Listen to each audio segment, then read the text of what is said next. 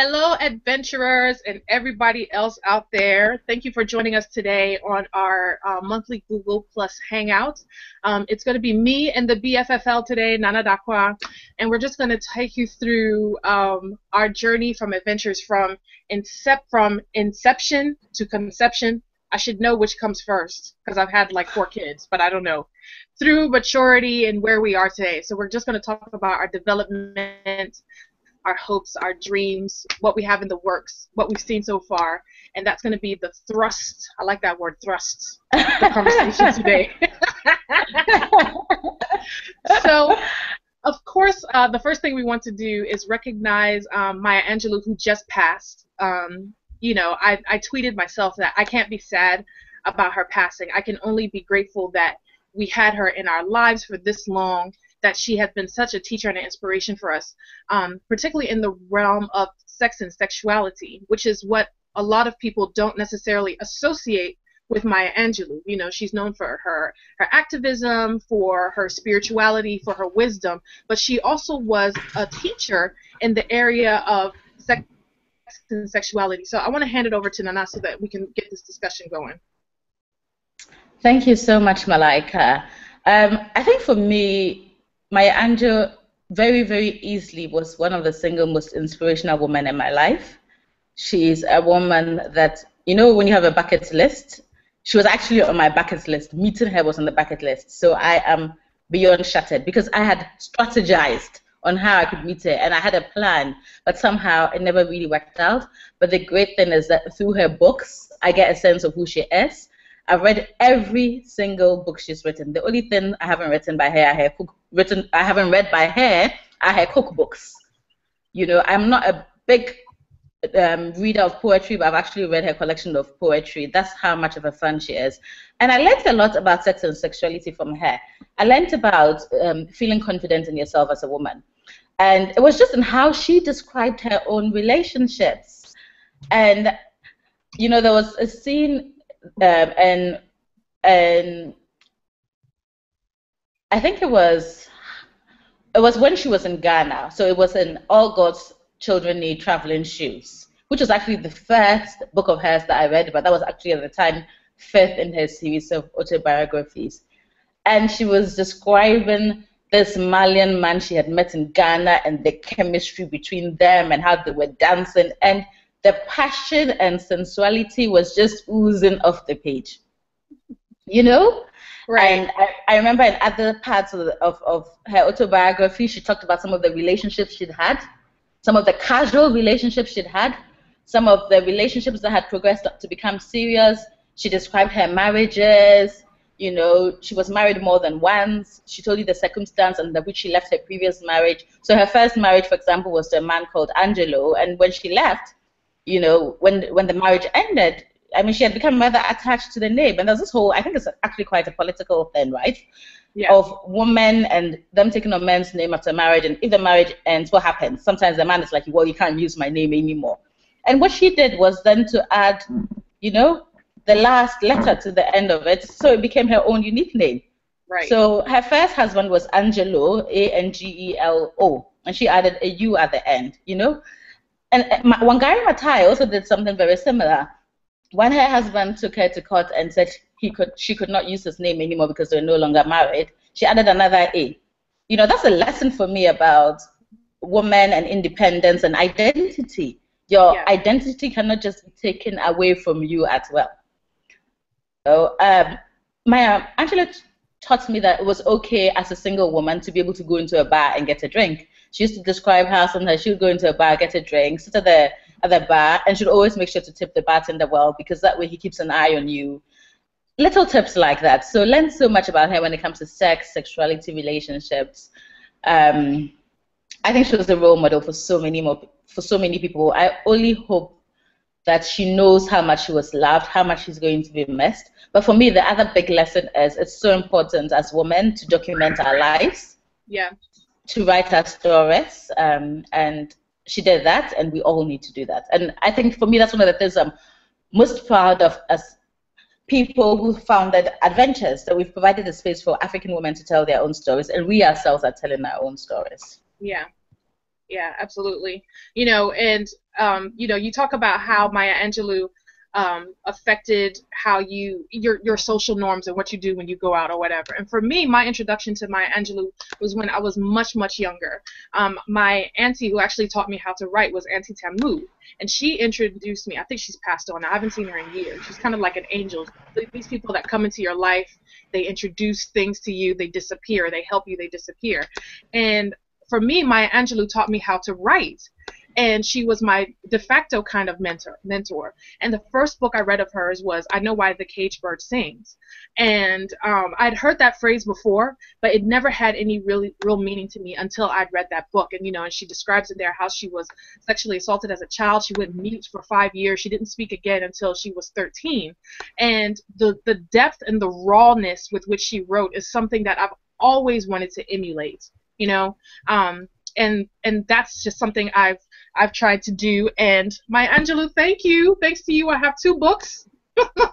and, Love it. and then we also talk about, you know, political identity, you know, attached to your name. And for me, you know, I don't want my identity as a writer to be attached to, you know, any sort of male, either my husband or my father. So when I write as Malika full stop, Malika period, Malika dot, because that's the only space that I get to be Malika, not Malika the wife, not Malika the mother, not Malika the daughter, but just me as an individual. And, you know, naming yourself as a writer, as a woman, is a very political statement. And, you know, Maya Angelou and Toni Morrison and women like that, they're just trailblazers in that area. So, may I say to all of them. Absolutely, absolutely. Just to say, I'm just going to review my little lack of technology. I thought it would have been nice to have Q&A during the Google Hangouts, and I just saw that the feature is disabled, and I could have only turned it on for the Hangouts before the broadcast.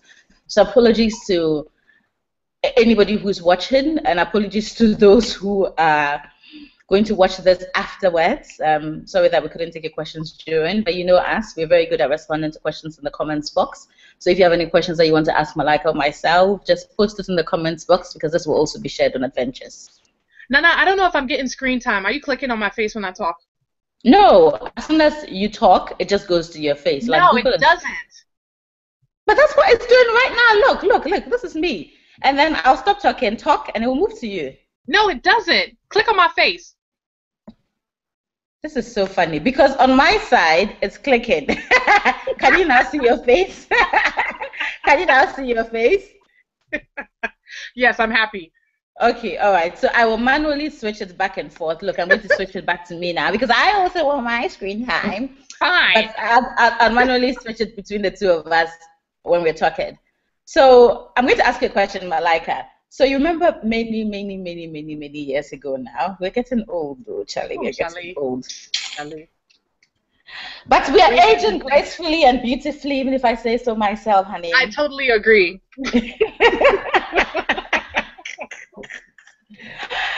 But I wanted to remind you, do you remember when I first you to tell you, oh my God, I just had this amazing experience. I've been on a beach with a group of women. We've been talking about sex, you know, for so many days. And, you know, I want to start a blog called Adventures. And then you told me, I've been thinking about the same thing. I just want you to also, for the record, you know, share. Oh, okay. So yes, so Nana had spent, well, a week on the beach. I was a little jealous about that. I will always be very upset that I missed that vacation, but that's all right. You know, it is what it is. And, you know, she'd had this grand time. You had this grand time talking about sex with, you know, all your friends. And I had been thinking about writing a book, kind of an anthology, a collection of short stories from older women called Adventures from the Bedrooms of African Women, because the one time I had a conversation with my own grandmother about sex, she was telling me about how her husband used to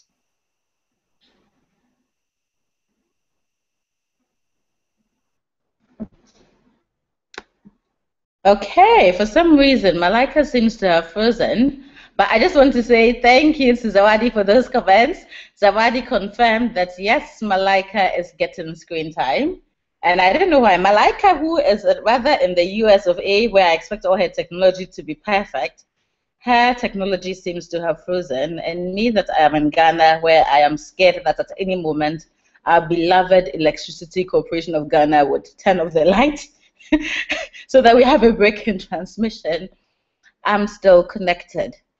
So I didn't know what happened to Malika. And this is not something I plan to.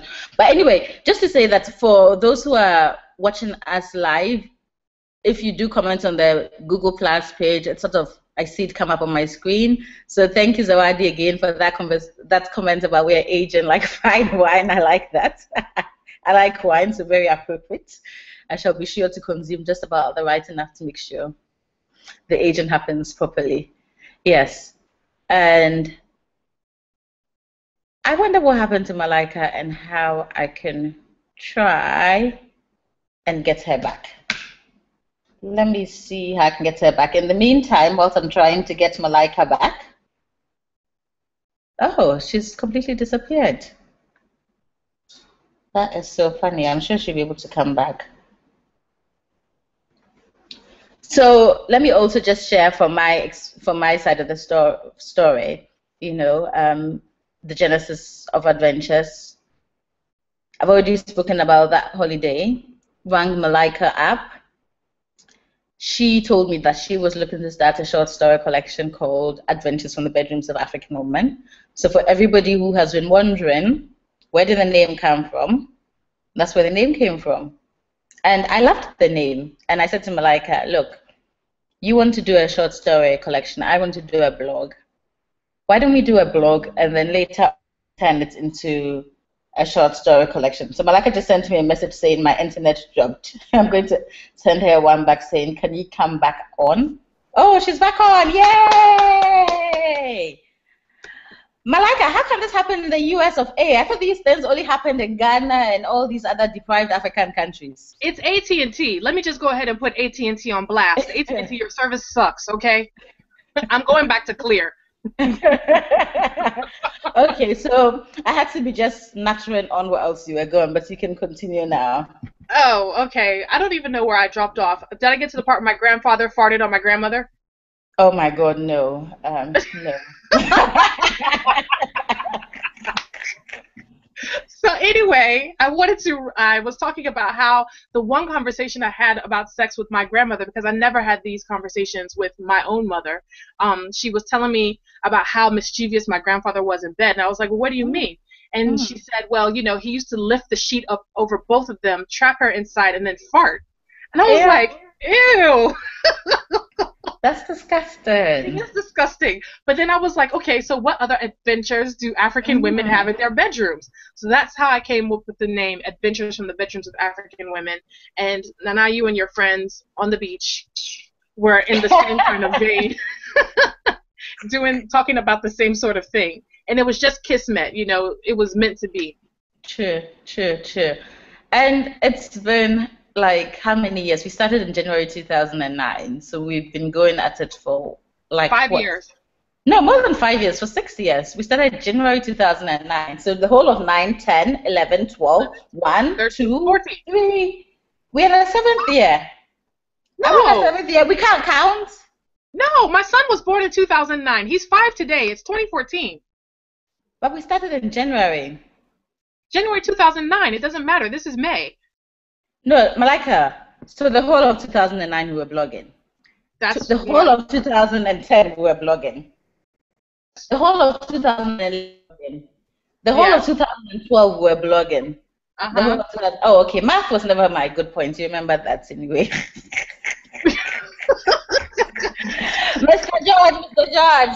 Mr. George used to say she's the worst student in class, even though she tries very hard. Oh my God, my internet and lights just went off. Can you see the darkness?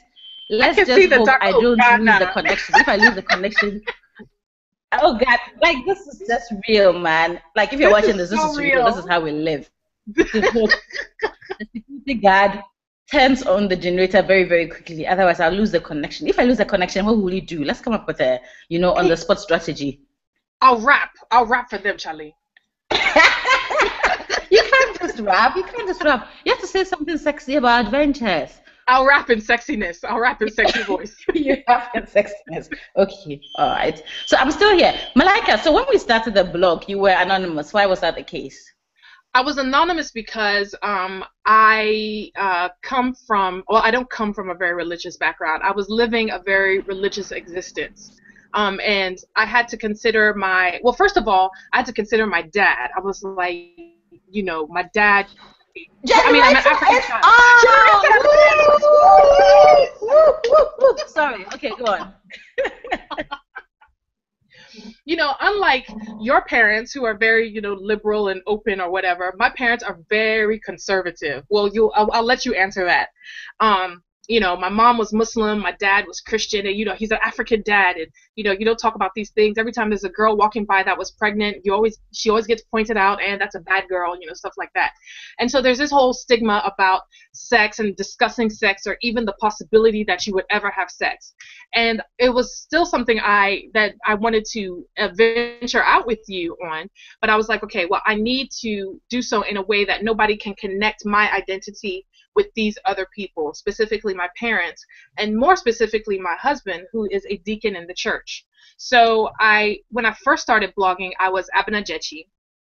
And, Jechi is not really a common name, but you can get mistaken for anybody else. And Abena, every seventh girl is Abena, And so that's why I started blogging anonymously. Unlike you, who I've always envied, you've been able to write as yourself. So why is that? Why did you feel confident to do that? I think it's because I'm a very if I want to do something, I just go ahead and do it, and I don't always think things through, so I'm not always I sort of go with what I'm feeling. And I think right from the beginning, I always wanted to make a point. And I don't think it's something I had even thought about and was even very conscious in my mind. But I wanted to make a point that it is okay for us to talk about sex. Right. Like we are sexual beings, and that is complete. And there is nothing to be ashamed of. So I think I wanted to make a point. Also, I was aware of many other people around the world who had blogged about sex anonymously, and the media had gone on a crazy hunt to try and find who they are, and later outed them. And I thought, I don't want anybody to out me. I am outing myself. I will say whatever I want to say about myself. And once I say so, what else can you say? I have said it for myself. This is me, you know? And so what? So, I mean, that was the reason. The whole issue of parents, yes, I mean, my parents are, it's taken me a long while to realize that my parents are way more like liberal than lots of other, I guess, African Ghanaian parents, because I mean, especially growing up, I did not see them as liberal at all. They still don't approve of every single thing I do. They think I overshare, which I probably do. I definitely do. They think I, should consider the future. I'm interested in politics. They think I'll be great in public office, and you put all of this stuff about yourself online. But the bottom line is my parents love me and they support me in whatever I do. So just a few minutes ago, I was an interview at pre-recorded with Akwesi Sapong was aired on BBC World Service Focus on Africa, and I called my mom and said, listen to it, and I was saying to her, oh, should I call dad and tell him to listen to it? It's about adventures, and she's like, well, you can call him and tell him you're on air, but don't tell him what it's about, So my mom is definitely way more liberal than my dad is. As for my dad, his whole thing is, I don't want to know about your sex life, and frankly, I don't want him to know about my sex life either, so it's all good. It's all good. I saw a question come in where someone was asking, Misty was asking. So it's funny because I seem to be able to see questions. Okay. I saw a question that came in from Misty, and she was asking how long we'd been doing that. Answered that question now. Yes, we figured it out mathematically. Yes, we figured it out mathematically. It took us a while. Okay, actually, you were good from the beginning. You had your son's birth to help you. And that's another thing, right? I mean, children, eh? Yeah. How do you find the space, the time? You're like practicing the sex and sexuality thing with results to prove. Well, I've only had sex 4 times. It's only 4 times. Only 4 times. And each time bam, wham, there was a result. But I have to say, Malika, that's another thing I've admired about you, and I don't think I've ever told you, because you're also a wife. You're also the wife of a man who's a leader in the church. We all know the church is very conservative about sex. You know, you're active in your church, and I know by all means there was some resistance, but in spite of that, you persevered in writing about sex. You know, how difficult was that to do? Well, first of all, thank you. I didn't know that you admired me for that. I always assumed, and for those of everybody out there, let me just go ahead and talk about the dynamics of Nana's and my relationship. Like, when we met in what, 94? Oh, 94, yes. We finished No, 94. We met in 94, yeah. Right. When we met in 94, you know, Nana was this unassuming, you know, whatever. But then, like, she had a wild streak that I never, you know, that she never let you see. And then all of a sudden she goes off to the UK and she's like this hardcore feminist and everything. And I was more hardcore in my estimation when we were younger. Okay. But now you've completely surpassed me. So like now, you know, I'm supposed to be, but it's not in my nature, but I'm supposed to be, you know, this conservative wife, and and, you know, she's this trailblazer, she's out there. And I'll get to, you know, marriage and our views on marriage a little bit later after I answer your question. So the dynamics of our relationship and our friendship I value our friendship so much because we've changed, we've grown, we have different ideas, you know, about everything from food to abortion to religion to whatever, but through it all we've maintained our friendship because our friendship is what's key, not necessarily our ideas or ideals that we hold. It's our interpersonal connection that is most important to us. So just for everybody to know that this relationship that we have is not because we think the same or even act the same or would do anything the same way, you know. But I think that it's important for us to discuss sex, and the reason that I've done my part of it, even though I have these seemingly setbacks or whatever, and even the way I discuss things, the way I discuss them, is because number one, that's my voice. If I feel like I need to drop an F-bomb, I will drop it, even though nobody in my church would approve of that, or I'd never do that in front of my children. But given the audience, then yes, if I feel like it will make the point, then I'll drop one. I do try to talk about sex in the way that I see it spiritually. I believe that sex is a spiritual event. You are joining two souls. I believe that. I believe that sex is a physical event. Sometimes you're just in there to get it. So I try to discuss sex in the way that I see it in the moment. And for everyone, or for me, I experience sex in different ways. I experience sex as a married woman differently than I did as a single woman. I never had my first orgasm until I was married because I had that guilt about having sex outside of marriage, and I think that it's important for everyone to know that there's no one way to have the right kind of sex for you. Do you see what I'm saying? I do. But as far as trying to balance like writing and all this with kids, I mean, earlier before we went live, you saw 2 of my 4 kids coming here. I've had to lock the door, and I have to do special things. Sometimes sit in the bathroom to get a blog in real quick, or like right now I've had to lock the door just so nobody comes in it, and do what you have to do to get your art out there and to get your voice out there. But let me put it back on you, because one thing I've admired about you in terms of marriage is that you were not afraid to walk away from your marriage when it wasn't working for you. And, coming from our society, you're supposed to make marriage work at all costs. Even if you're not happy, you're married, you've gotten what every woman is supposed to want. So talk to us about that. Like, what gave you the courage to do that? Who told you I wasn't afraid? But yes, a lot of people don't actually know that I've been married before. And I think the assumption is I am young and I'm single, so I've never been married before. But I got married when I was just before my 26th birthday, so when I was 25. I got married to a guy I'd been in a relationship with we'd been living together, not just in a relationship, so we'd been living together for 3 years, so I knew fairly well, and I'd actually also known since childhood. And then 2 years later, we got separated, and 2 years after that, the divorce was final. And that was really, really challenging. It was really challenging in many, many ways, because the person I married was also a family friend, what we call a family friend in Ghana. Our families were friends and had been friends for years. So the dissolution of the marriage was going to affect more than just the two of us, which is, I guess, the case in a lot of African families. But in a nutshell, I realized I had made the wrong choice. And much as I loved this person, and I still love the person in a sense as a brother, I realized that the marriage wasn't right for me. And I just felt literally like I just used to, at some point in time, say to myself, do I still want to be in this relationship when I'm 80 years old? That was the question I was asking myself. And the answer was no. And it was extremely difficult.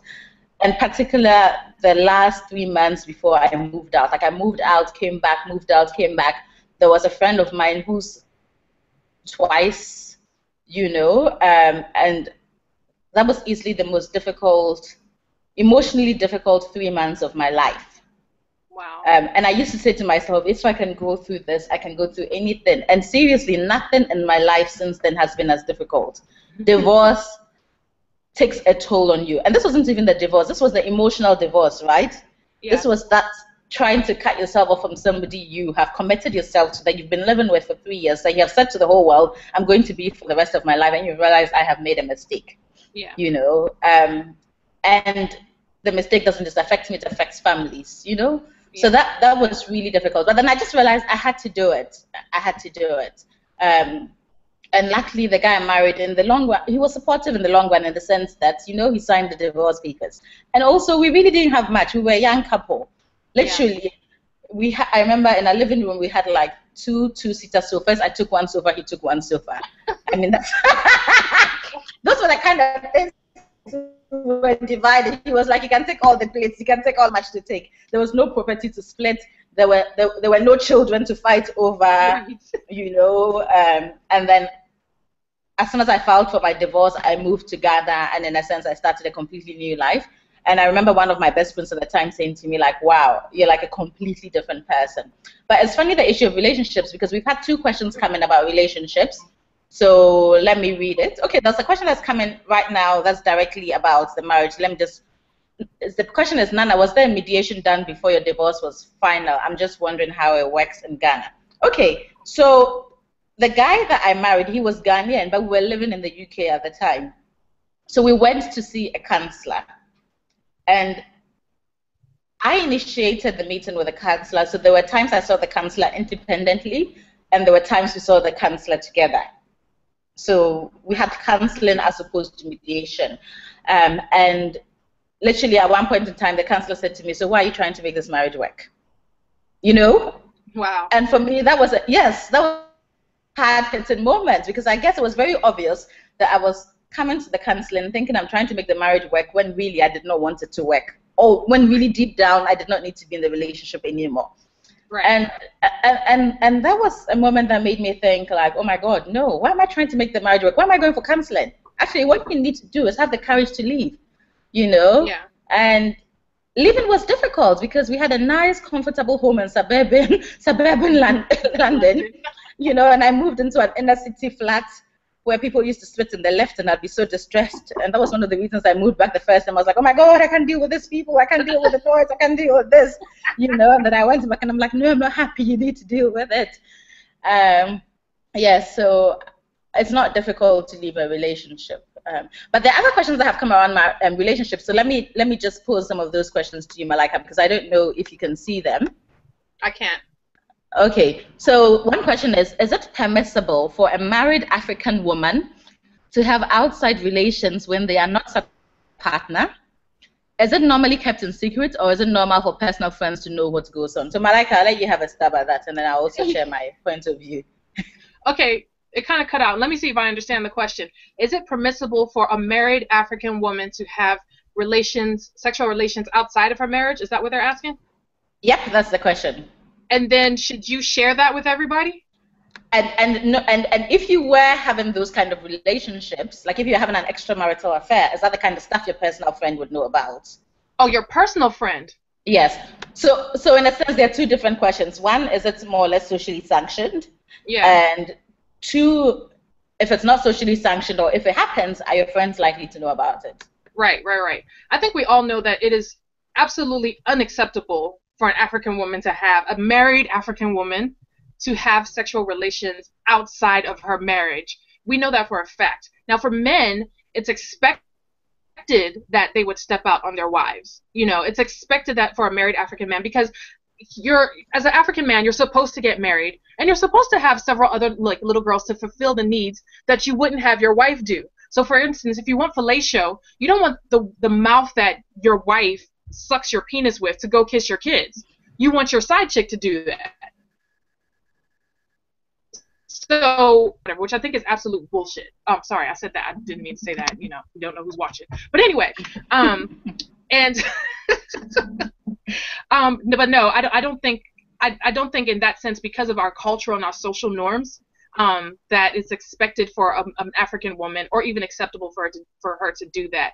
And I think that all comes back to your woman the other day about your vows. So when you take your vows and you promise to be faithful and whatever your vows are, that's a promise that you made to that other person before God. And if you violate those vows, then you have to go back to that person and back to God or whatever deity you serve and say, hey, I broke a promise. That's part of integrity. But if your vows include, I'm going to be married to you, but I will cheat with other people, then just expect that. And I think that that's part of the problem of why so many marriages break up, is because when you're going in there that you will have the possibility that you may fall in love with somebody else, or that you will be attracted to somebody else, and that within yourself that you don't have the resolve not to give in to that kind of stuff. And that's why marriages fail, is because people don't hold true to their vows. If you come into the marriage as a man and you tell me, you know what, babe, you don't ever have to work, and those are our vows, then you know what, then I should never have to work, because that's what you promised. Or if you come into the marriage and say, babe, I'm going to be committed to you and you alone, that's what you promised. So just hold true to your promise. Now, if you do cheat, I think it's very good for every woman to have a confidant. Nana's my confidant. She's mine. She knows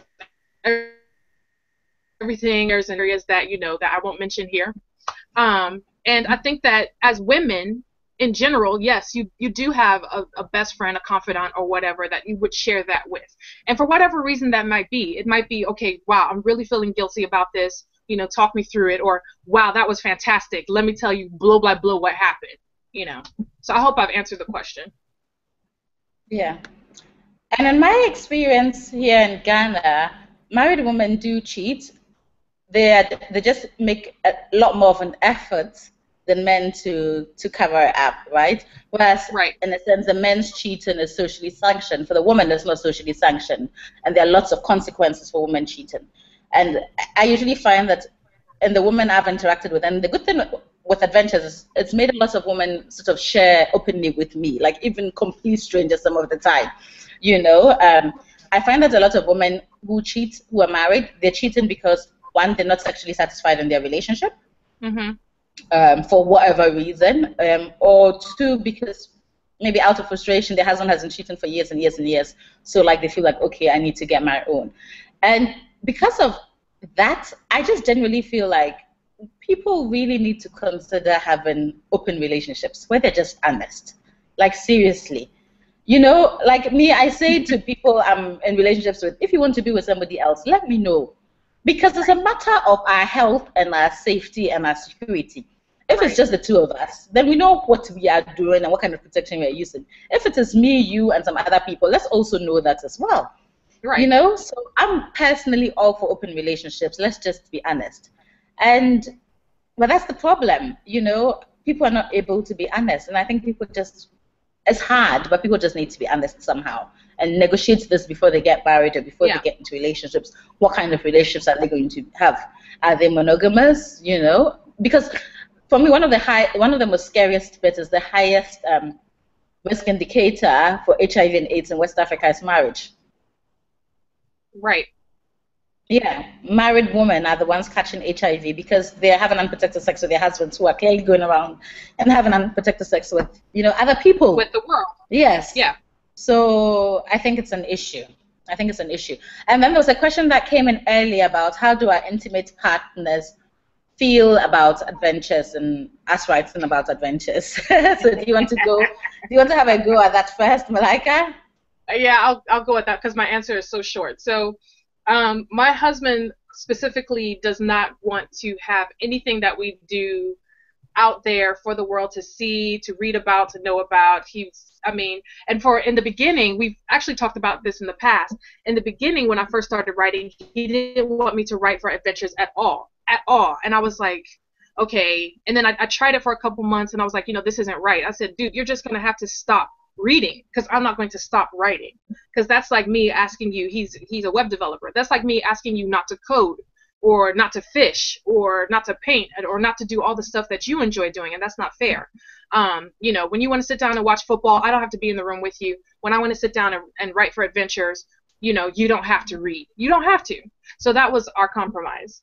And so because of that, I have had to be more creative in the way I write for adventures. So my stories are either creative fiction or just fiction altogether. Just listening to other women and creating characters and all the other kind of stuff. So that's the way I've had to handle my relationship. I mean, obviously I don't have like a bunch of other relationships. Well, I have talked about relationships in the past, but then in that sense, previous relationships I've had either, like out there on the blog too. So it's a little bit of a hindrance. Nana, you. No, which is part of the reason why I was saying I admire the fact that you've been able to do this because, that can be easy. And I know with my previous husband, adventures would have been just another one. But in terms of how my intimate partners have dealt with adventures, it's been a mix.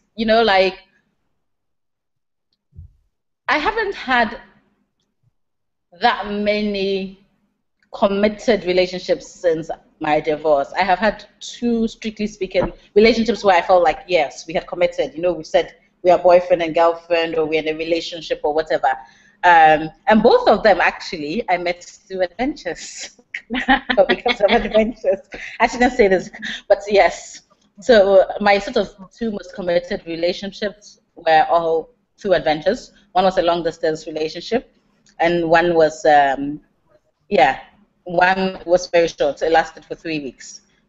And because they had both met me or knew of me and somehow had initiated the contact because of what they knew about adventures, it wasn't an issue.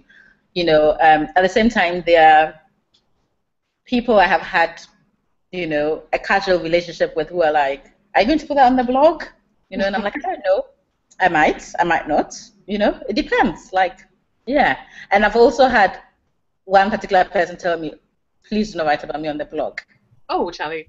And I think that particular person, I can't remember why or even who they are, but I was just like, okay, fine, I won't write about you on the blog. But generally I say to people, look, I'm a writer. I have to get inspiration from where I get inspiration. What I will not do is make it obvious who you are. I will completely change as much as possible, so that nobody can identify you as the character. Right. In whatever piece I wrote, and I try very, very hard to do that. There's just one piece I wrote where that was interesting because I wrote that piece soon after attending a workshop, right? So I've written what I considered my first creative nonfiction piece, and everybody just asked who the guy was. I was just like, oh my God.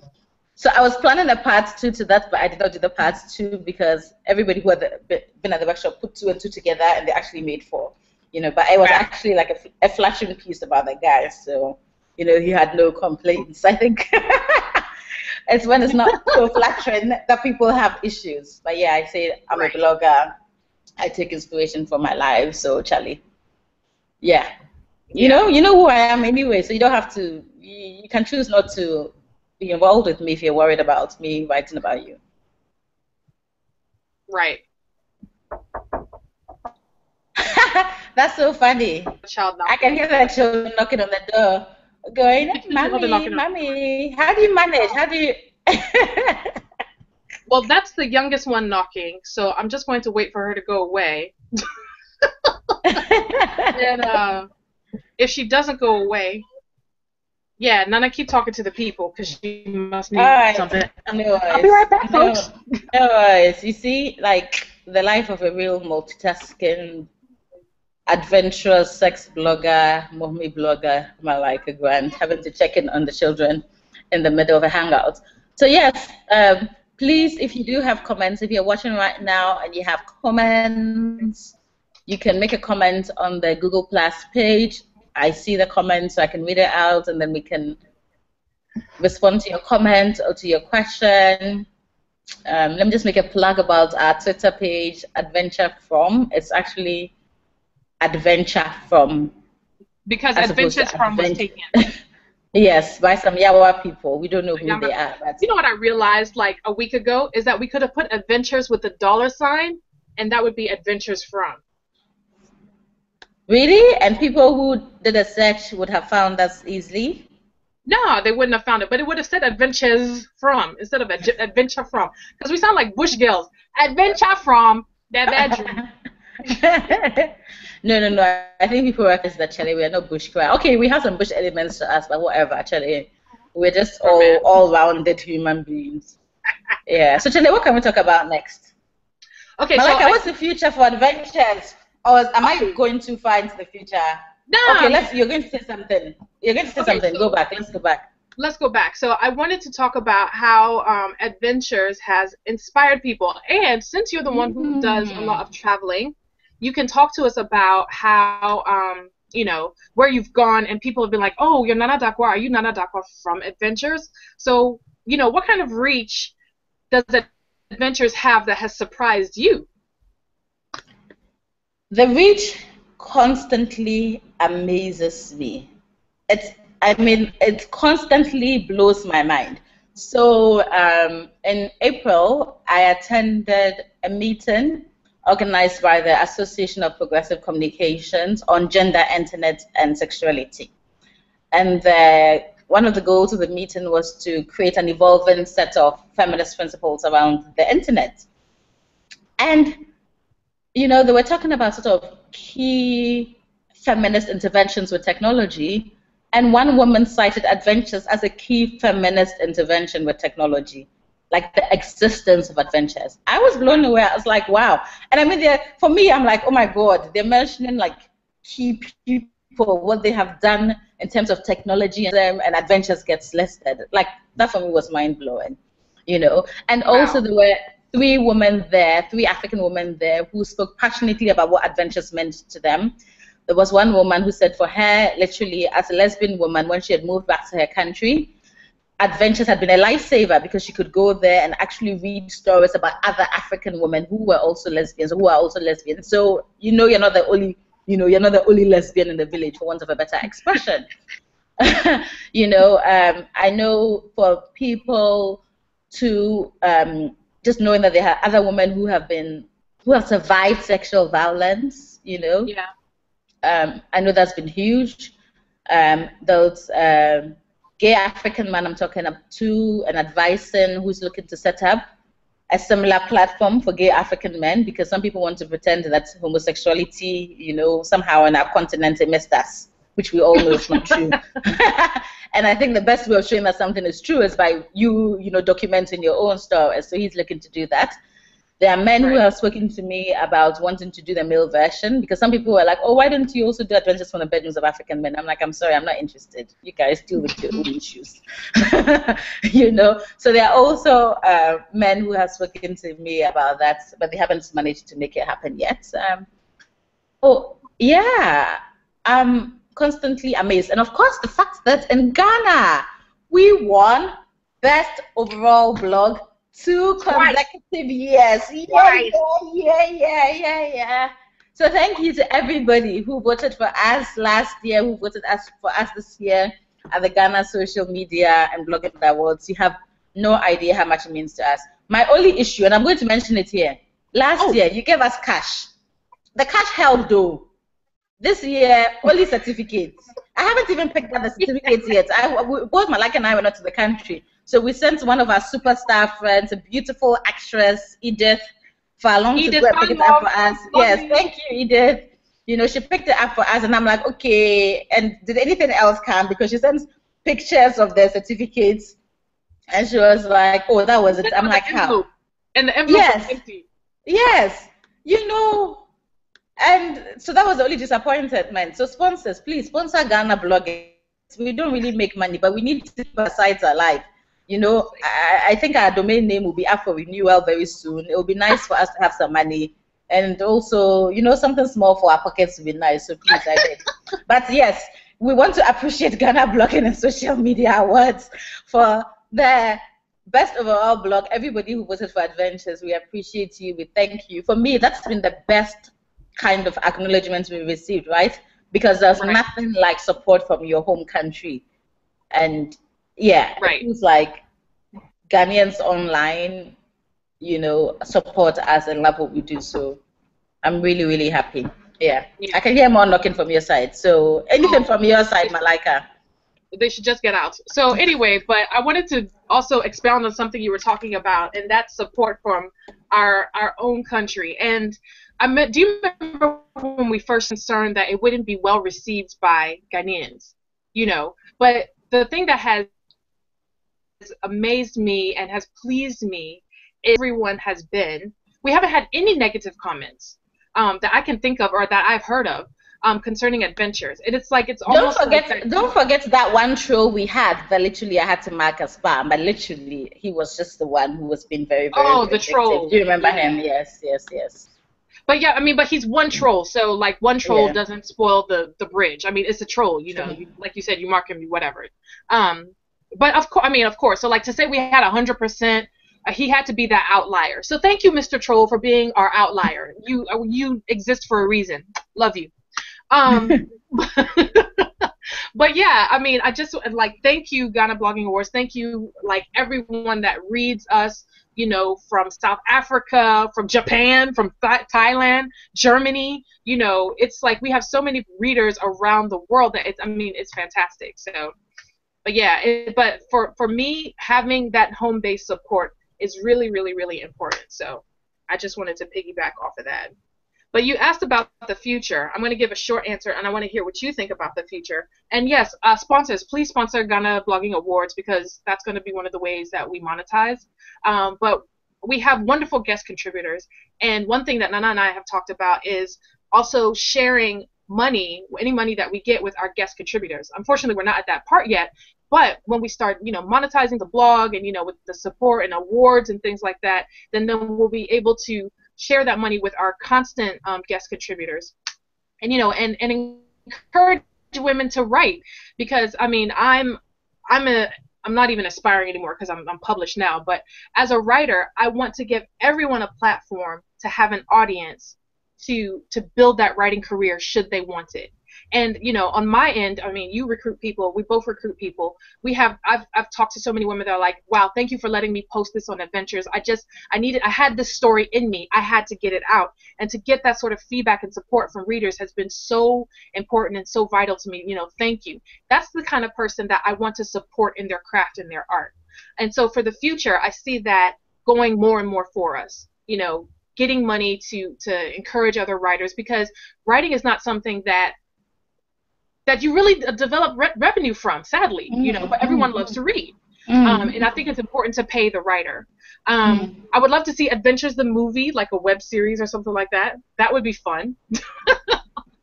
That's something I'd like to see in the future as well. And, you know, just for us to be around for like a really, really long time, like a Dear Abby has been around for, what, 130 years? Who knows? To have Adventures, like long after we're gone, to have Adventures continue cyclically would be really, really, you know, if I'm sitting up in heaven on my cloud, I'd love to see that. No, I so agree with you. Like, I think actually we need to write it well and figure out how we give Adventures as a gift to African women. Because for me, that's the real strength about Adventures. It's been a collective effort, you know, and there are so many women and, you know, a couple of men who have shared their contributions with us. Of course, we focus on women, and the men know we focus on women, so they themselves, they know that, you know, we only want an occasional piece from them, and we shall only share occasional pieces. That's a political choice we've made, you know, but we appreciate your occasional piece, and we like the fact that the men also recognize that we need this as a space for ourselves, so they are there, they're making comments, we like it, you know, but they're also they also recognize that it's not really about them, so they can only speak as so much, and only a certain amount of space on the website will be devoted to them. So we appreciate them all for understanding that. In terms of the future, what I would really love for us to do, because remember, Malaka, your original goal was to do a short story collection. I would like you and I to edit an anthology of original stories that we commission. And of course the anthology will be called Adventures from the Bedrooms of African Women. So that is something I want us to do. That's something we need money for, and I think maybe in the year we can do like a crowdsourced, campaign to raise money for Adventures. I don't see why not. We have so many people. If everybody just gave $10, that would make a huge difference. Everybody should give like 50. Yes, so 50, 10, 20, whatever you can give. But maybe in a year or two when we're ready, we can do that. I too would want to see Adventures on screen. I would actually like somebody to buy the rights from us to do Adventures the series, and then we are executive producers. I want somebody who already has that expertise and knowledge to do it. You know what I mean? I think we should do what we are already good at. You are actually good at these kind of. I think you can do an Adventures web series because you do the best videos. Like, I just love your videos, and they've just gotten so professional recently. So guys, if you don't already know this, Malaka also has her own blog, Mind of Malaka, and she does like great YouTube videos. Look for her on YouTube. She's hilarious. My friend is funny. She should be a stand-up comedian. So yes, I would a TV series, a web series, a film. And the other thing I want us to do is, but I think I want this after the anthology, almost like, but it's kind of hard, but it was almost like a best of adventures, right? Because if you were to go to the blog now, to try and catch up on everything, you have to go to January 2009 to date. And I know there's some people who do that. I know there's some people who have sent me emails. I discovered your blog last night, and I've been up the whole night. I went to page 1, and I read in order. Like, there's some people who are dedicated stands, and they've had sleepless nights because of Adventures. So yeah, but questions come through, so let me just read it to you. Before you read the question, I want to just say one word about expertise and Adventures, the anthology, like on screen. I just want to say one word, and that word is Shirley. Shirley, if you're watching, Shirley. Okay, read your questions now. I know you have a thing with Shirley from Poor Man, so don't you? Does it for me. Yes. Okay, so the question we've got is, have you started mentoring anyone else to take over the running of the blog in the future? Yes. Okay. So I'm going to start answering that, and I'm actually trying to find a way to come back to camera because, I'm back on the camera now. So one of the things that we've done is we've got a couple of users who have actually got their own logins to Adventures. And for me, that was, a huge gesture of trust, because I'm trying to think, do I know any of these people in real life? Right. I mean, one of them I met recently, but someone like Nana Marcia can actually log on herself to Adventures and post a story whenever she wants to. African Mommy can do the same. In fact, there are lots of them now. Camilla can do the same. Purple Tassel can do the same. Ekuba can do this. So I feel like if we were not there, if in some weird freakish accident something happened to Malaka and I in different parts of the world, those women would be able to continue Adventures. The challenge, though, would be sort of the fact that I own the domain name, so how does the domain name get renewed and all of that kind of stuff, which is why it would be great to get a huge pot of money, because I would love to buy the domain, pay for the domain name for like the next 100 years or something like that. So that's just sorted, and that's nothing to worry about. Whereas now you and I take it in turns to pay. Every other year. Yeah, we're like, did you pay the last year? Did I pay? Okay, Malaka, it's a 10 to pay. Okay, all right, it's my 10 to pay. Okay, $50. Yeah, sort it out. So yes, to answer that question, there's a collective of African women who also have access to the back end of the website and can update, and that's also been really nice because it's taken the pressure off us with updating. I think it's made it a more collective effort. I think, it's good. It's good. Yeah. Oh, we've got 4 minutes to wrap up. It's 6:56. We said we were finishing at 7. Gosh, time has gone quickly. So, guys, if you have any questions, make your questions on the Google Hangout. You can just write your comments. I will see it pop up. If not, we shall share this video afterwards on Adventures, which is www.adventuresfrom.com, and in future. But also let us know, what other topics do you want us to do hangouts on? Like, this is the first time Malaka and I have done the hangout by ourselves. Usually we have a panel, we have a topic. We've spoken about faith and sex. The last time was a special one around UN AIDS and the goal. Protect the goal. Yep. Yes. What else have we done a hangout on? Oh, the next month's own. I'm really excited about next month's own. It's going to be about the importance of sexual adult education. Sexual adult education. I feel like I haven't phrased that right, but sex education for adults. That's for it. Adults, yeah.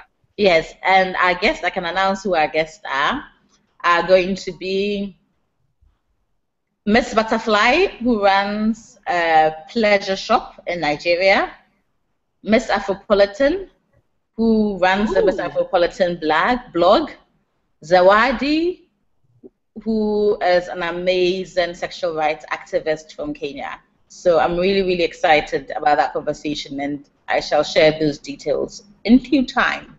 So adults, we need sex education too. Yes.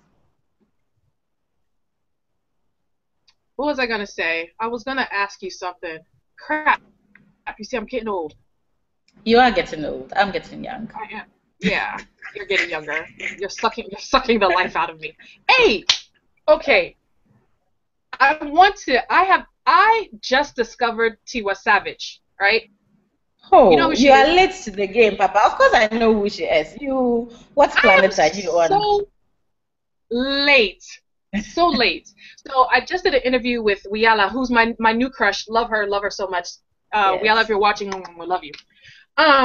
And so, we're talking about, I was reading an interview that Tiwa had done, and she was lashing back out at her detractors and everything, and they were like, oh, now that you're a married woman, you can't wear what you're wearing, you can't do the sexy dances that you're doing or whatever. Have you seen the new video that she's done, Wanted? No, I haven't, but I'll go look for it afterwards. Oh my God, please go and look for it. So let's use our last 2 minutes to talk about respectability politics. Oh my goodness. And I want to hear. So just to give you an idea, Tiwa Savage is in this nude bodysuit. Nude. It covers her breast, it covers her crotch, and that's it. And, she's a married woman, and, people are telling what she cannot do because she's a married woman. And already you're an African woman, why are you behaving like, Miley Cyrus or whatever? So in your mind, conjure up her basically masturbating on screen in this nude bodysuit. Okay. Yes, and give me your reactions. Go. Hey, what kind of pressure is this? With these things, I'm always conflicted, right? Because there's a part of me that thinks everybody should be free to express themselves, and how we dress as an expression of ourselves and as an expression of art. And sometimes it's also about labor. It's actually about the fact that you know themselves, right? Because how many people are going to watch Tiwa Savage's new video because she's in a nude bodysuit? So many more people. So I think a lot of artists make that economic choice. It's about economics, okay? So they make that choice.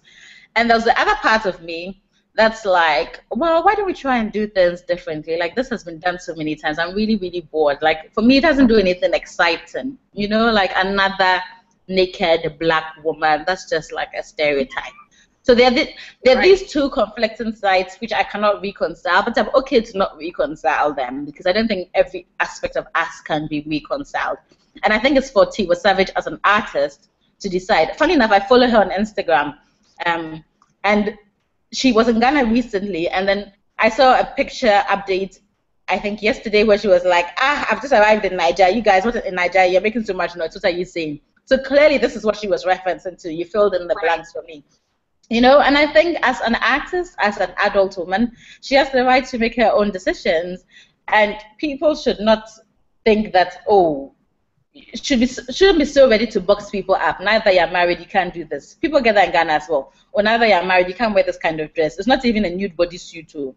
So and you know, it's just that it's a dangerous threat to try and start controlling people. You can't do this. You know, you can't wear something ending at your knees. Oh, at a certain age, mini skirts, they're not suitable. Me, I'm 36 years old.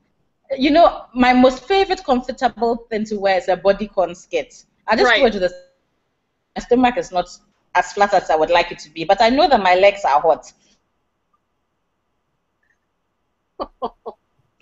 I wouldn't want anybody to tell me you're a 36-year-old woman. I don't have any children. If I had a child, would they say you are a mother, so you can't wear that skirt? You know, I don't want people to control me and tell me what to do and what to wear. And I think it's very dangerous when people start. So I think it's down for individuals to make a decision for themselves as to what they choose to do.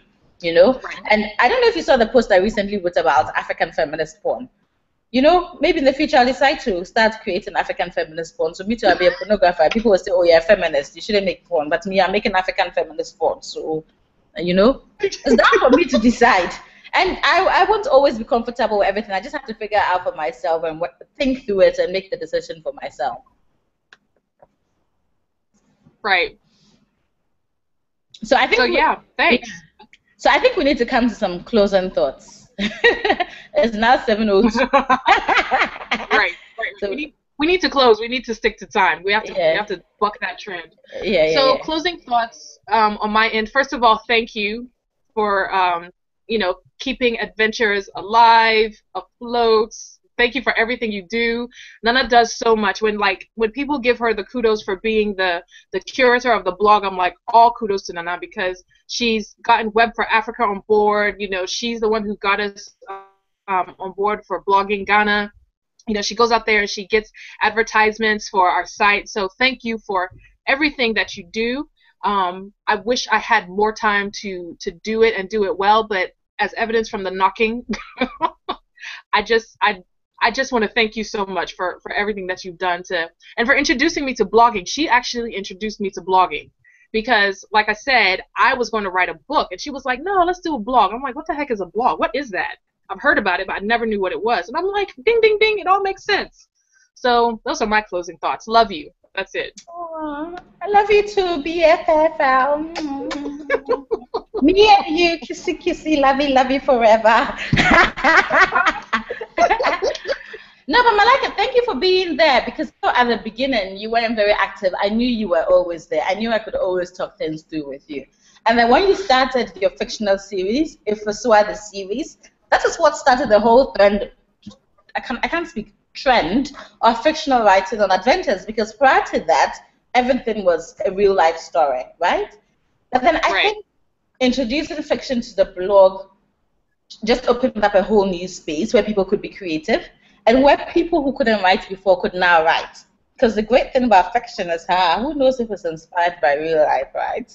So once it's under fiction, you can write. So I think that was actually really, really revolutionary. And you were writing in spite of so many challenges. And I don't know if I was in your exact situation whether I'd be able to write.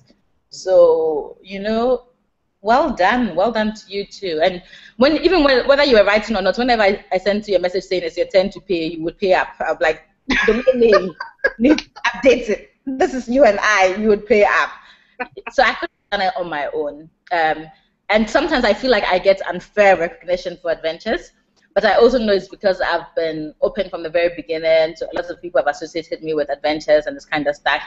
You know, but there are times where I've been, like nowadays, I'm not really that much on the blog anymore. You've kept it going with so many series. And I am very, very proud of the fact that you have written 2 books based off a series of the blog. Well done. That's just been, yes, please, people, go out and buy Malaka's books. Malaka, do a plug for the book. That will be our final word. I'm going to put the screen on myself just to make sure you can see it. Sorry, it's true. I'm forgetting to switch. I'm forgetting to switch the screens. Yes. Show the book again. Show the books again. Yes. Okay, 2 books. So 2 books. Love of Her Soul, most recent one, Ajapoma, Ajiman, Daughters of Swallows. For all the lesbians, we have a lesbian woman in there for you too. And I just end with that. last comments that came through is perfect for us, and a perfect closing note. And it says, "Thank you so much, Zawadi, for this comment. You two are clowns. Lovely to see such a solid friendship, though. Bless your hearts. It was a pleasure watching you. Thank you so much, Zawadi, for watching and commenting. It's really encouraging. It's nice to know, like, we're not talking to ourselves, because we thought we might just be talking to ourselves, you know." So it's really nice to know. Okay, Chale, Malaka, me, I have a date too. I'm supposed to be somewhere at 7:30. Oh, me too. I have a date. It's my son's birthday, so I'm going to take him for cake. Happy birthday, Stone! Happy birthday! Auntie Nana loves you. Dawn, are you still at the door? No, but we don't want the kids on an under 18 page. Okay, we're going to stop now. Okay. Adventurers, bye-bye. See you, www.adventuresforum.com. Love you. Follow us on Twitter. Bye.